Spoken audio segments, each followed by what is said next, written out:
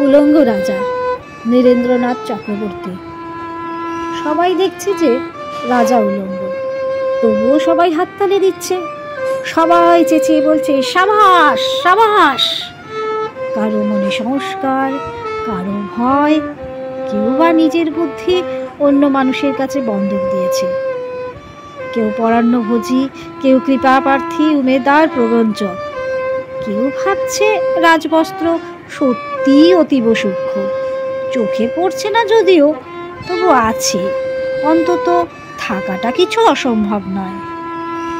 গল্পটা সবাই জানে, কিন্তু গল্পের ভেতরে শুধুই প্রশস্তি বাক্য উচ্চারক কিছু আপাদমস্তক ভীতু ফন্দিবাজ অথবা নির্বোধ স্তাবক ছিল না, একটা শিশুও ছিল, সত্যবাদী, সরল, সাহসী একটি শিশু।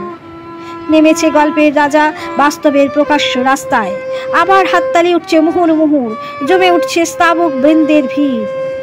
কিন্তু সেই শিশুটিকে আমি ভিড়ের ভিতরে আজ কোথাও দেখছি না। শিশুটি কোথায় গেল? কেউ কি তাকে কোনো পাহাড়ের গোপন গুহায় লুকিয়ে রেখেছ, নাকি সে পাথর ঘাস মাটি নিয়ে খেলতে খেলতে ঘুমিয়ে পড়েছে কোনো নদীর ধারে কিংবা প্রান্তরের গাছের ছায়ায়? যাও, তাকে যেমন করেই হোক খুঁজে আনো, সে এসে একবার এই উলঙ্গ রাজার সামনে নির্ভয়ে দাঁড়াক। সে এসে হাততালির ঊর্ধ্বে গলা তুলে জিজ্ঞাসা করুক, রাজা তোর কাপড় কোথায়? আপনারা এতক্ষণ শুনছিলেন নীরেন্দ্রনাথ চক্রবর্তীর লেখা কবিতা উলঙ্গ রাজা।